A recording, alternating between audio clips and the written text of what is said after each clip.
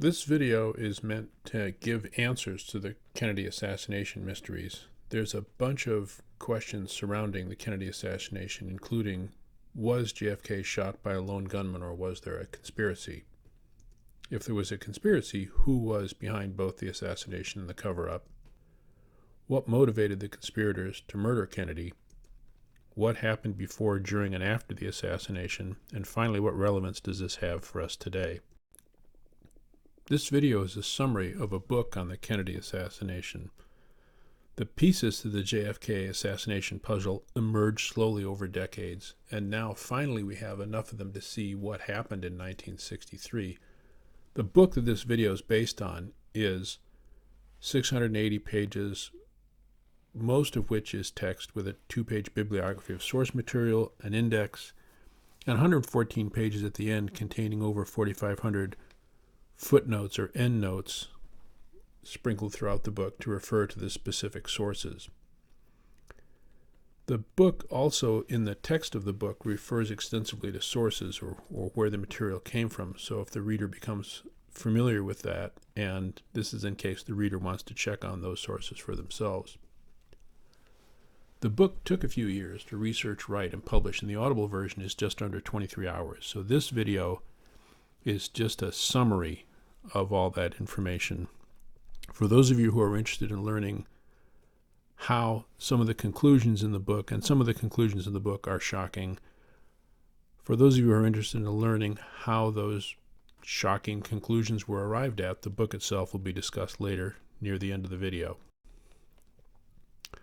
So let's start with what happened in Dealey Plaza on November 22nd, 1963. Kennedy was shot while driving past the Texas School Book Depository on Elm Street. If you notice the insert, the motorcade takes a rather odd dogleg turn to make sure it goes right past all these tall buildings. He was approximately here on Elm Street when he was hit, with shots coming from both in front and behind, according to 3/4 of the witnesses and the physical evidence. There's currently 2 big X's on Elm Street to mark the spots where the first non-fatal and the second fatal shots hit President Kennedy. The fatal shot location is circled here in red. Multiple witnesses, including George Whitaker at the Ford Rouge plant, where the limo was sent to have the windshield replaced, George and his crew noted a front-to-rear bullet hole in the windshield of the presidential limousine. The direction of a bullet hole through glass can be determined by the shape of the bullet hole. The narrow side of the hole is the entry, and the wider side is the exit, showing direction. Since JFK was shot from both the front and the rear at the same time, there had to be more than one shooter. This means that Lee Harvey Oswald, who was in the Texas School Book Depository behind Kennedy when he was shot, could not have been a quote-unquote lone gunman, as was claimed by the Warren Commission. The House Select Committee on Assassinations also said the JFK assassination was the result of a conspiracy. In the 1970s, mounting inconsistencies in the Warren Report and public pressure caused the U.S. Congress to create the House Select Committee on Assassinations, the HSCA. They used new acoustical evidence to determine via scientific analysis that Kennedy had been shot from the front as well as from the back. The basis of this was a dictabelt recording from one of the motorcycles in the presidential motorcade where the microphone had been stuck in the open position and recorded the entire event. The official conclusion of the HSCA was that Kennedy was assassinated as a result of a conspiracy. So, if JFK was killed by a conspiracy, who were the members of the conspiracy? Who was behind the Kennedy assassination? Who decided to kill our president? Who was behind the JFK assassination and cover-up? This is where the answers are, in my opinion, shocking, or at least controversial. The answers are the crooked politicians led by Vice President Johnson, who became president once Kennedy was murdered, the FBI, led by J. Edgar Hoover, the CIA, led by Allen Dulles and others, the Mafia, led by Carlos Marcello out of New Orleans, Sam Giancana out of Chicago, and Santo Traficante out of Miami. These conspirators recruited others to perform specific tasks during the assassination and the resulting cover-up. What motivated the major players in 1963? What was going on that these guys decided to commit treason and murder the President of the United States? Let's start with LBJ. Johnson had put himself in a position where he had a choice between the Big House and the White House. Johnson was obsessed with getting to the White House in his entire adult life. He had become a powerful and a corrupt politician who had sold influence for tens of millions of dollars. His many scandals had come home to roost, and he was about to be exposed, disgraced, and prosecuted for his crimes, including murder. And he'd ordered at least half a dozen murders in the years before he participated in the conspiracy to assassinate President Kennedy. By 1963, he had to get to the White House to use the power of the presidency to quash the investigations into his past and stay out of prison. He chose the White House. Given the choice between the Big House and the White House, he chose the White House. The Billy Saul Estes scandal is just one example. Johnson had multiple scams with multiple partners like Billy Saul Estes. Estes had cotton allotment scams and fertilizer tank scams. The cotton allotments were illegal, and most of the fertilizer tanks didn't even exist. Estes made tens of millions of dollars on his scams, and Johnson used his influence to cover for him in return for a cut of the profits. Estes was caught and prosecuted, and Johnson was desperate to keep his involvement hidden from the public. In the meantime, Bobby Kennedy was leaking LBJ's involvement to the media to expose him and dump LBJ from the ticket for the next election in 1964. There was also the Bobby Baker scandal, the TFX scandal, and multiple other scandals Johnson was trying to keep quiet. So Johnson had to get to the White House. Bobby Kennedy wanted to dump LBJ for the next election cycle. Bobby Kennedy and Lyndon Johnson had hated each other since before the 1960 election, when Johnson had forced himself onto the 1960 ticket as vice president. As Attorney General, Bobby was investigating Johnson's scandals and saw them as a way to get rid of him before the next election.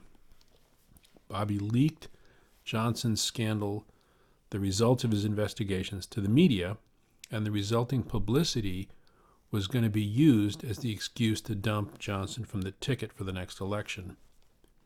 Bobby even offered Billy Saul Estes his freedom if he would testify against Johnson. Estes turned the offer down, saying he'd be dead 30 minutes after he was released. Johnson had to get to the White House. As I mentioned before, Johnson had ordered a number of murders before the Kennedy assassination. Henry Marshall was a USDA official assigned to investigate Billy Saul Estes. Johnson had pressured the USDA to allow Estes to continue his scams. Marshall would not stop investigating and wouldn't take a bribe. In order to silence him, LBJ ordered him killed, gave the job to Mac Wallace. Mac Wallace was Johnson's hitman and had previously murdered several other people for Johnson for the same reason. They had become liabilities, and Johnson had ordered them killed. By the time Johnson was vice president, he had ordered the murders of Doug Kinzer, Josepha Johnson, Ike Rogers, George Krudalek, and Coleman Wade, all for similar reasons to the reason Henry Marshall was killed. They had become a liability to Johnson. All Vice President Johnson had to do to avoid disgrace in prison was one more murder, and he could use the power of the White House to derail all the investigations into his past and become the President of the United States. Besides Henry Marshall, Johnson had others murdered. Doug Kinzer was Josepha Johnson's boyfriend. Josepha was Johnson's sister, and her boyfriend appeared to be blackmailing LBJ. He was also killed as a warning to Josepha herself. Josepha had become a liability and was seen as an embarrassment to Johnson because she was bisexual, she drank too much, she knew too much about LBJ, and she talked too much when she drank. She was killed to silence her. George Krudalek was an accountant for Estes who was starting to talk when he was murdered. Coleman Wade was a contractor who built storage facilities for Estes, Ike Rogers and his secretary, and they were all killed to keep LBJ's scams from coming to light. Many of these murders weren't confirmed as being ordered by Johnson until 1984 when Billy Saul Estes testified before a grand jury. Mac Wallace, LBJ's hitman, himself put the number of LBJ-ordered murders at 17, and he would know. So as I mentioned, LBJ had put himself in a position where he had a choice between the Big House and the White House. His choice by 1963 was prison or the presidency. He'd become a powerful and corrupt politician who had sold influence for tens of millions. His scandals had come home to roost, and he was about to be exposed, disgraced, and prosecuted for his crimes. He'd already ordered at least half a dozen murders before he ordered the hit on Kennedy, before he participated in the JFK assassination conspiracy. And by 1963, he had to get to the White House to use the power of the Oval Office to squash the investigation that was passed and stay out of prison. Given that choice, he chose the White House. Now let's take a look at the background of J. Edgar Hoover, the FBI director at the time. He was the mastermind and the driving force behind what were called the Palmer raids. They should have been called the Hoover raids. This was actually one of the largest violations of civil rights in our history. He rounded up and herded thousands of leftists and union activists into jail and tried to have as many of them as he could deported. And this at first won lots of good publicity, and Alexander Palmer tried to use the publicity to run for the White House. And then eventually it came out that all of these people's civil rights had been violated, and the resulting publicity tanked Palmer's career. Fortunately for Hoover, they were called the Palmer raids, and so his career survived.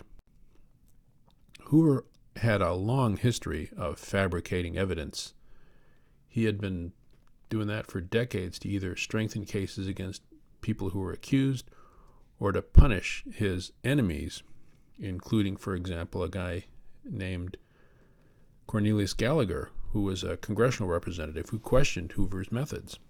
Hoover fabricated a case against him and destroyed his career. Hoover was a publicity hound who made sure he got credit for the successes of the FBI and did his best to discourage others at the FBI from outshining him.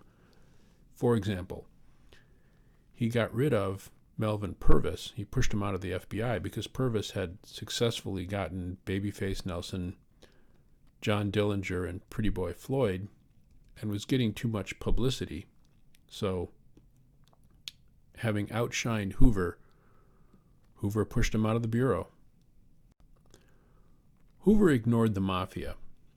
Hoover claimed the mafia didn't exist until the 1957 raid on a meeting of the Mafia National Commission in Appalachian, New York, and the resulting publicity forced him to admit that the mafia did in fact exist. Hoover ignored the KKK until he was forced by Kennedy to start investigating them. In the end, Hoover joined the conspiracy because he refused to be tossed out of office. He'd created a dictatorship for himself at the FBI, starting as its first director when it was created during the Coolidge administration, and he ran the FBI through almost 50 years, through 8 successive presidential administrations. He'd always managed to blackmail enough politicians to force them to let him remain in power. His retirement date was coming due under JFK, and Kennedy was not going to let him stay. He had tried blackmailing Kennedy, and Kennedy didn't care. He was going to toss him out anyway. He thought it was time for Hoover to go. And in the end, Hoover was going to lose all his power unless his crony Lyndon Johnson became president and approved a retirement waiver for him. Allen Dulles was head of the CIA and had recruited and trained the senior CIA leaders. Kennedy fired Dulles after the Bay of Pigs fiasco and threatened to shatter the CIA and scatter it to the winds. Even though he was technically fired from the CIA, Dulles' loyal followers were still running the CIA, and Dulles himself was still using his office and the facilities at the CIA, and he was still continually in touch with his loyal staff who were still at the CIA and still running it. So getting rid of Dulles himself, or technically firing him, didn't actually change much at the CIA. Dulles and his loyal staff believed that the U.S. and the world needed a strong CIA to push back against communism. They believed in the domino theory. The domino theory is where communists would take over one country at a time until the U.S. was isolated and weakened. The Cold Warriors at the CIA believed that Kennedy was weak because he was trying to make peace with the Russians instead of pushing back against communism. And this sounds crazy now with the benefit of hindsight, having watched the Berlin Wall and the Soviet Union fall, but enough people in the Washington establishment at that time believed in this theory that the domino theory was used as a justification to get the United States into the Vietnam War.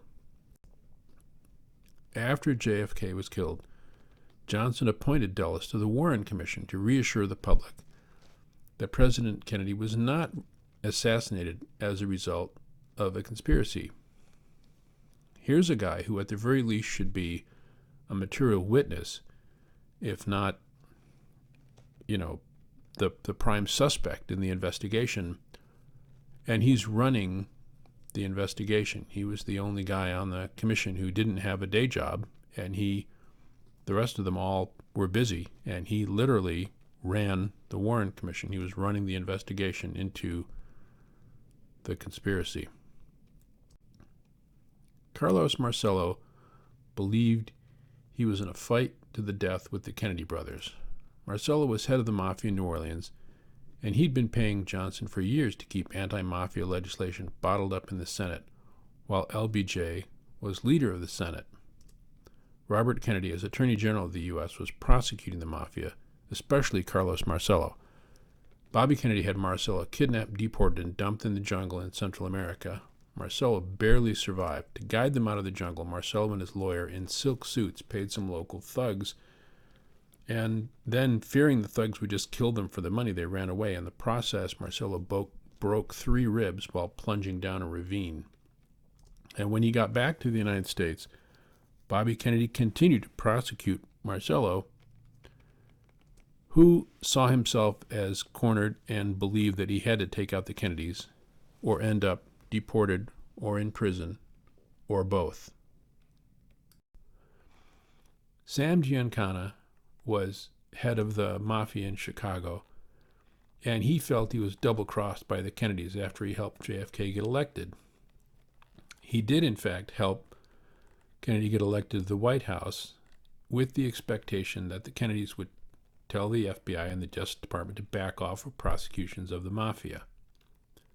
Instead, President Kennedy appointed his brother Robert Kennedy as Attorney General, and Bobby Kennedy went after the mafia and started putting them behind bars. Giancana was outraged that he had been double-crossed by the Kennedys and wanted the prosecution stopped. Santo Trafficante had lost his casinos when Castro took over in Cuba, and he wanted them back. He was the head of the mafia in Florida, and he'd had a bunch of casinos in Havana, and when Fidel Castro took over, he lost his casinos. During the Cuban Missile Crisis, Kennedy eventually agreed, in order to solve the crisis, not to invade Cuba. This meant that as long as Kennedy was the president, Trafficante would never get his casinos back. Trafficante didn't initiate the hit on JFK, but he knew about it and went along with it. So, how did the major players know each other? Johnson and Hoover were neighbors and cronies for 20 years. They traded information, dirt, on power players in Washington, which could be used to blackmail or influence them into doing their bidding. Hoover was a master at using his famous files for blackmail, and Johnson used a combination of blackmail and bribes to keep the senators in line as Senate leader. Johnson had been taking bribes from Carlos Marcello for years to bottle up anti-mafia legislation in the Senate while Johnson was Senate leader. Allen Dulles at the CIA hired Sam Giancana and Santo Trafficante to try to kill Fidel Castro. Hoover went on vacation every August in Del Mar, California, where he spent time with celebrities and mafia dons, including Marcello, Trafficante, and Giancana. They all hated Kennedy. They all had their own reasons for wanting JFK gone. Carlos Marcello got the ball rolling. Bobby Kennedy continued to prosecute Carlos Marcello when he returned to the United States from his harrowing trip to the jungles of Central America. Marcello was outraged and believed they had to take out the Kennedys or end up deported or in prison or both. For Marcello, it had become a blood feud. He decided to take out a hit on Kennedy in order to save himself because he saw it as a fight to the death. The FBI was using informants in the Marcello and Trafficante organizations, and Hoover found out about the mafia's intention to kill President Kennedy. When Hoover heard about the hit that had been taken out on Kennedy, he was legally supposed to share that information with the president. But he didn't. He didn't tell Kennedy. He told Johnson, and that got things started. Johnson and Hoover could reassure the other players that they could all pull it off together.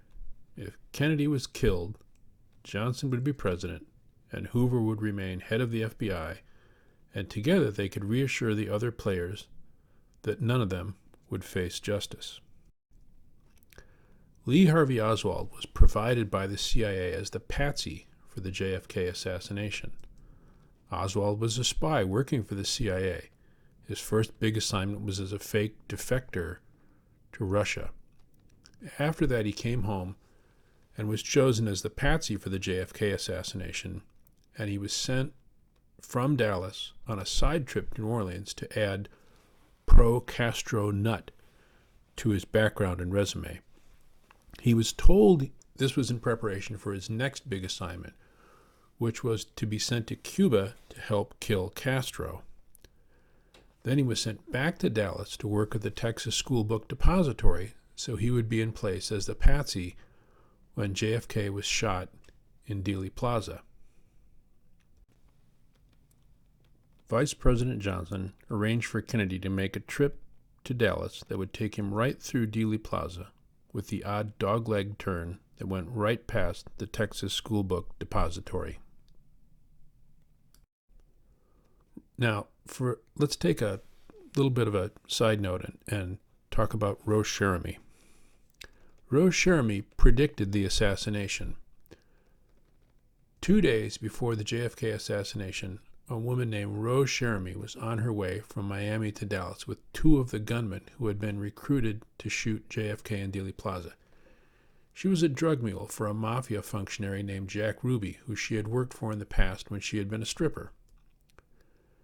On the way from Miami to Dallas, they stopped in Louisiana at a place called the Silver Slipper. Rose got drunk, got slapped around, and got thrown out of the Silver Slipper. So she's outside in the dark. She goes to the highway, and she almost gets run over while trying to hitchhike and ended up in the hospital. On the way to the hospital, she told the state police she'd been driving with 2 men who were going to Dallas to shoot the president. The police ignored her, as did the staff at the hospital, because she was a strung-out heroin addict in bad shape. They thought she was just raving. Then her prediction came true and the Louisiana State Police went to the hospital and got her and called the Dallas police about talking to Rose. The Dallas police didn't want to talk to Rose. They then called the FBI. The FBI didn't want to talk to Rose either. Now let's talk about the fake Secret Service agents in Dealey Plaza. In the early 1960s, the CIA provided all the credentials for the Secret Service. There were no real Secret Service agents in Dealey Plaza during the presidential motorcade, but there were fake Secret Service agents there with authentic Secret Service credentials provided by the CIA. The only real Secret Service agents in Dealey Plaza during the motorcade were in the motorcade, and they continued on to Parkland Hospital with the president. The fake Secret Service agents were there to control the witnesses and allow the shooters, one of which was a fake Secret Service agent, to escape unnoticed. The fake Secret Service agents also collected film from those with cameras. Dallas police officer Joe Smith and a deputy sheriff drew a gun on one of them. The Warren Commission showed no interest at all in these fake Secret Service agents.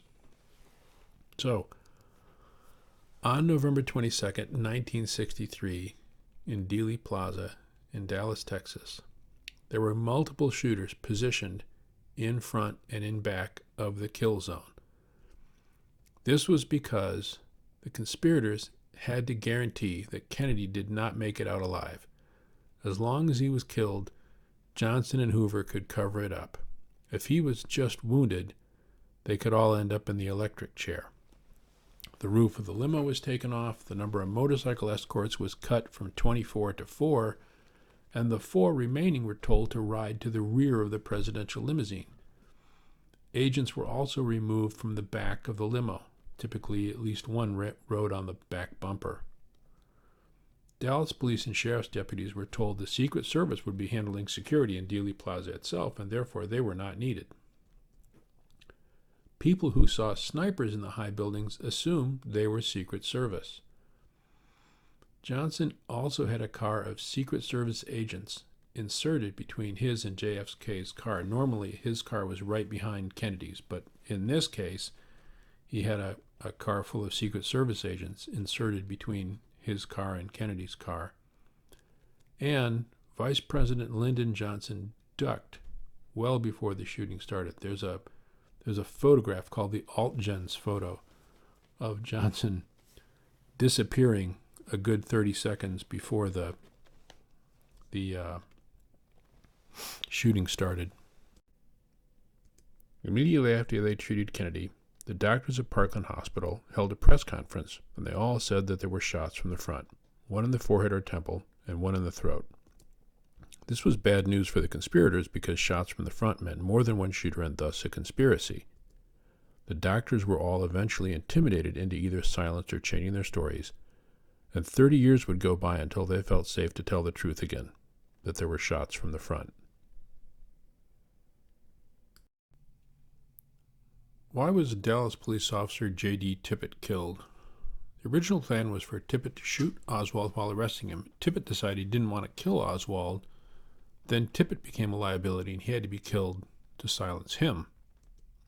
Oswald, the all-purpose patsy, was blamed for the murder of Officer Tippit, even though during Tippit's murder, Oswald was over a mile away on his way to Texas Theater, where he was told to meet one of his contacts. Against all odds, Lee Harvey Oswald was taken alive at the Texas Theater in Dallas. The plan was never for Oswald to be allowed to live. He knew too much and was a danger to the people behind the Kennedy assassination. He was originally supposed to be killed while resisting arrest by Officer Tippit, and when that didn't work, the improvised second plan was that he was sent to the Texas Theater, where he was told to meet one of his contacts. There was no contact with them there for him to meet. What happened was they sent the authorities there to arrest him, and he was supposed to be killed while resisting arrest.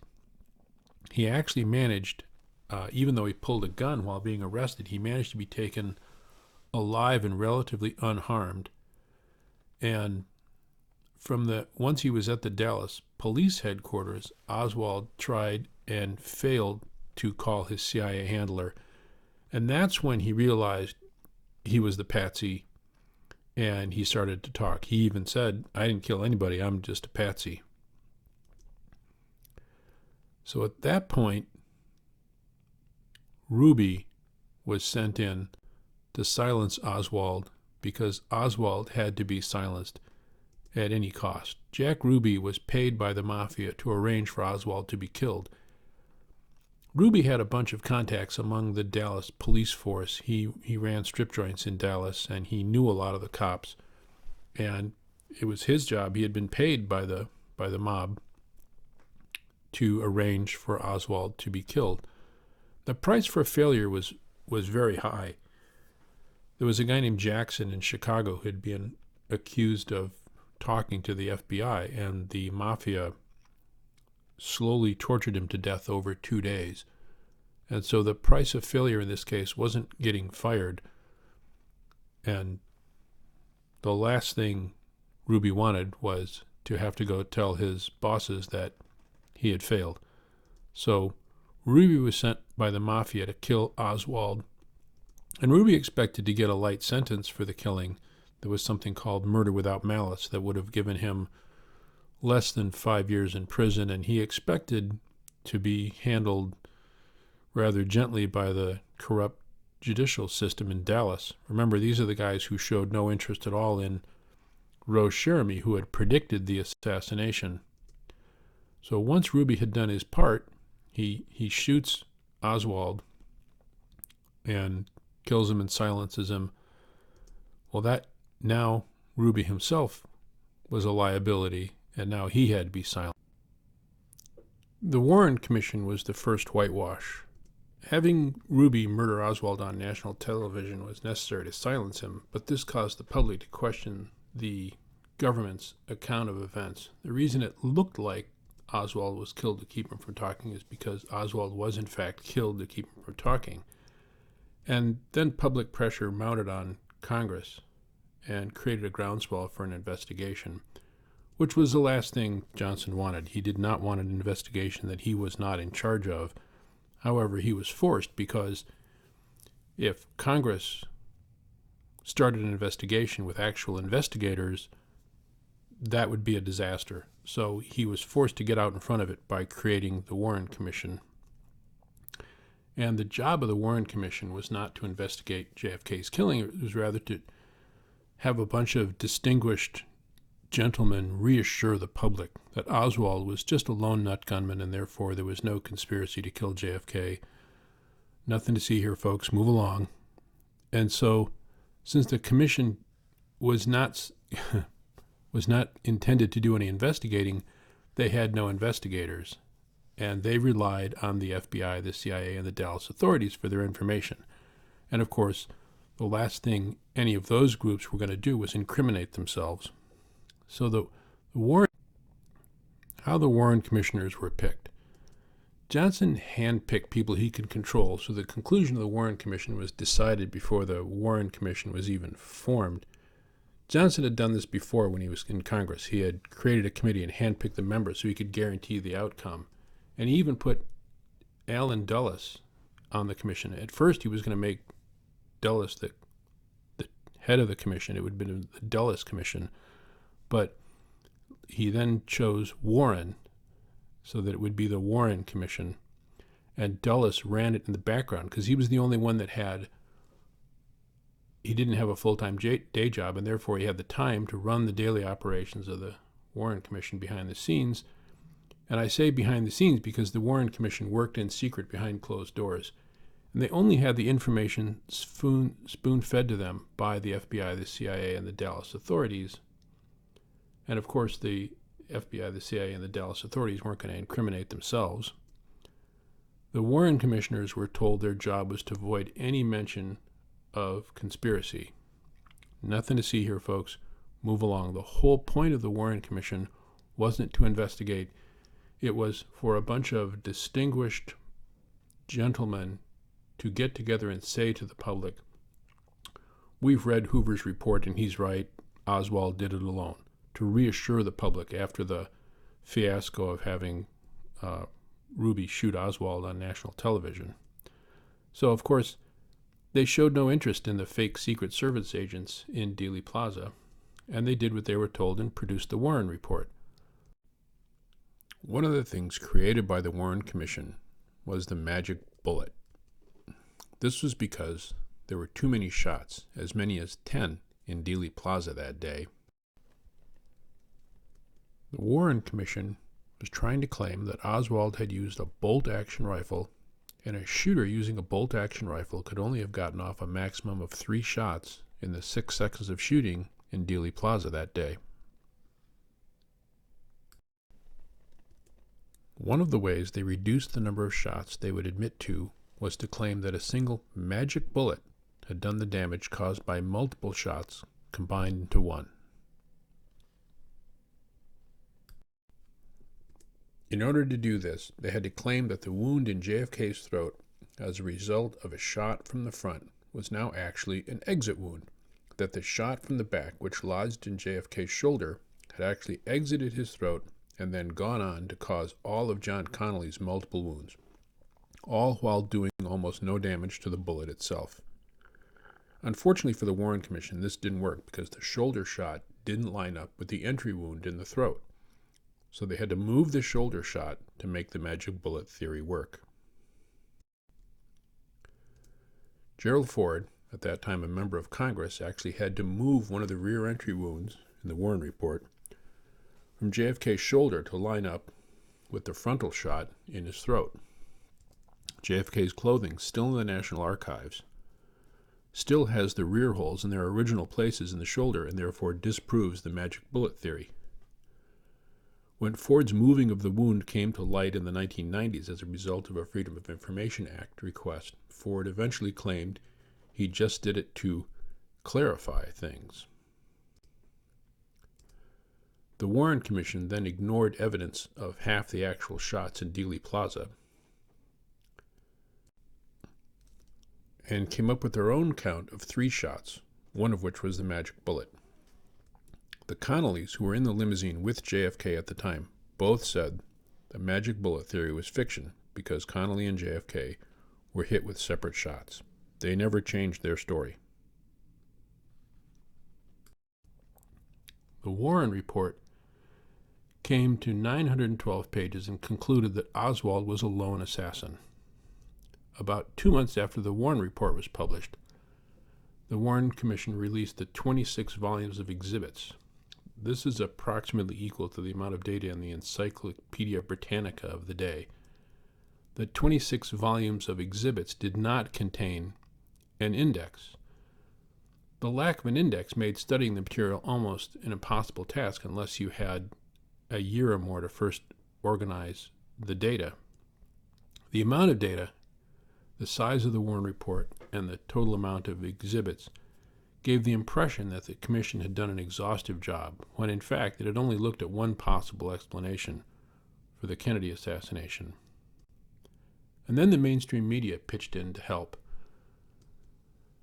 The conspirators had the cooperation of the mainstream media to help them sell the Oswald as lone gunman story to the public. The CIA had a project called Operation Mockingbird, where they used mainstream media outlets to spin stories or squash stories so that the CIA's agenda was reflected in the mainstream media. This had been going on since World War II. In the early 50s, the CIA recruited Phil Graham of the Washington Post into Operation Mockingbird, and from there went on to recruit prominent journalists at CBS, New York Times, Newsweek, and others with Graham's help. The CIA also recruited Time and Life publisher Henry Luce. They also recruited were Joseph Alsop, 300 different he was syndicated into 300 different newspapers, Stuart Alsop at the New York Herald Tribune, James Reston at the New York Times, and many others. By 1953, the CIA had influence over 25 major media outlets, and the CIA project continued to grow, so that 10 years later it was very useful to the conspirators. The mainstream media praised the Warren Report as thorough and comprehensive, Walter Cronkite told us we must have faith in the Warren Commission. Life magazine printed a fake picture of Oswald on the cover holding the murder weapon. The mainstream media either ignored or marginalized anyone who questioned the Warren report, calling them conspiracy kooks. And anyone who couldn't just be discredited or ignored was attacked. Dr. Crenshaw, a prominent expert who was one of the physicians who attended to Kennedy when he was wounded, was attacked in the press when he wrote a book even 30 years after, this was still going on 30 years after the assassination. He wrote a book claiming that some of JFK's wounds were shots from the front, and he was attacked in the media. The mainstream media helped the conspirators get away with murder. Once you eliminate the impossible, whatever remains, however improbable, must be the truth. Sir Arthur Conan Doyle. There were a number of things that only Johnson could have done. I know a number of the conclusions in this video are shocking, but keep in mind, only Johnson could appoint and control the Warren Commission. Only Johnson could have reassured the others that he and Hoover could run the cover-up. Only Johnson could have orchestrated the trip to Dallas and arranged for the motorcade route to go right past Dealey Plaza with that odd dogleg turn in it. Only Johnson could have controlled the corrupt authorities in Dallas. He'd been doing it for years. Texas was his home base. Having Johnson behind the Kennedy assassination is the only scenario that fits the facts as they happened. The murder of anyone who would talk. The conspirators had to keep a lid on the conspiracy, and anyone who knew too much, couldn't be ignored, had to be intimidated into silence. This worked in many cases. People were, in fact, intimidated into silence. For those who couldn't be ignored and wouldn't be intimidated, they had to be killed. They had to be silenced somehow.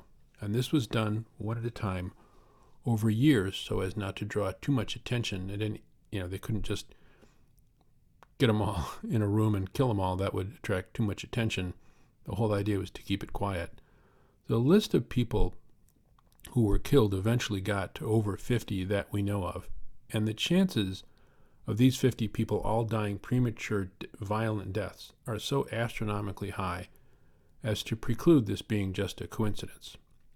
But what's even more convincing is the fact that if you graph the killings over time, you can see the killings show spikes during the 4 official investigations into the Kennedy assassination. There are spikes in that graph during the Warren Commission, the Garrison investigation, the House Select Committee on Assassinations, and the Church Committee. Witnesses were coincidentally killed just before they could testify.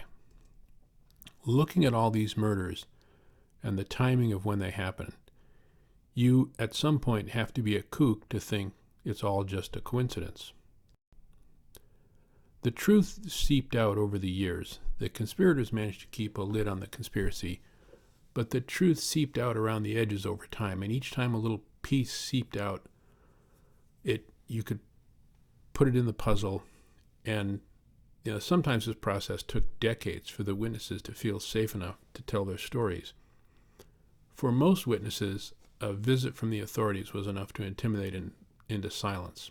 Not only did they not have anyone to call since it was the authorities who were threatening them, but they understood that these guys had just killed the President of the United States and would not hesitate to kill them.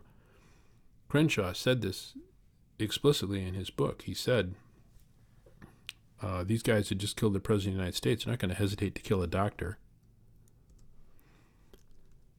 He at first said that the shots had come from the front. Then he was intimidated into silence. Only 30 years after the event did he feel safe enough to write a book and tell his story. Judith Very Baker was Oswald's girlfriend in New Orleans. She was intimidated into silence for 40 years until she felt safe enough to tell her story. And now enough of the puzzle pieces have come to light so we can put the whole thing together and see what happened. And that's That's what I did. As I said, this video is a summary of a book. The book is essentially pulling all those puzzle pieces together. The book is based on a mountain of material by others who have dug into the JFK assassination over the years and published what they found. And I'm talking about thousands of people spending millions of hours to try and figure out what actually happened. And each of those researchers and authors provided a piece of the puzzle, but from my experience, none of them seemed to have the whole picture. So the process of having enough puzzle pieces come to light took decades, and only now can we see enough of the picture to understand what happened in 1963. During the writing of that book, it became obvious that what we call the Washington establishment, what we called back then the Washington establishment, what we now call the deep state, or sometimes just the swamp, continues to try to overturn the will of the voters. A few generations after the JFK assassination, our history is repeating itself because we're not learning from it.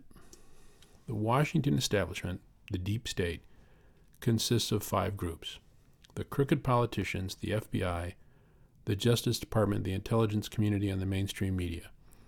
What struck me was that these same 5 groups are still doing the same thing. A few generations later, the same 5 groups are still trying to overturn the will of the voters. The JFK assassination was a coup d'etat. Having the leader killed so that someone else can take power isn't supposed to happen here in the United States of America. It's only supposed to happen in third world dictatorships. However, it did happen here, and we're not learning from our history, so we're in danger of having to repeat it. We, the voters, are in a fight with the deep state for control of our country. The deep state isn't using bullets this time, which gives us the illusion of progress, but they're still perfectly willing to set aside the results of our electoral process and substitute their candidate for the one the voters chose. This shows that they don't care about our Constitution or a representative republic. History doesn't repeat itself, but it often rhymes. Mark Twain. This video is a summary of a book. While researching and writing a book about the JFK assassination, I realized that once again, the deep state was trying to overthrow the will of the voters. The same 5 groups were currently trying to get rid of our president. This time they weren't using bullets, but the same 5 groups were still trying to do the same thing. The deep state was still a few generations later trying to overturn the results of the election. In 1963, the deep state disagreed with Kennedy's politics and tried to get rid of him. In 2016, the deep state disagreed with Trump's policies and have been trying to get rid of him ever since. The deep state rides again.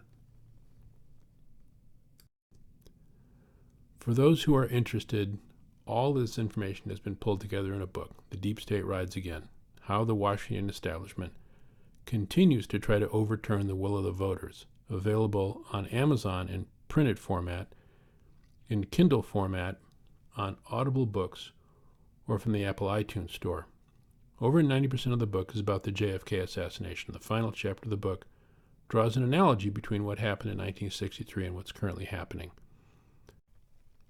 You can also download a free PDF with the first few chapters at thedeepstateridesagain.com, and I'll leave a link to that URL in the description. Thank you for watching this video.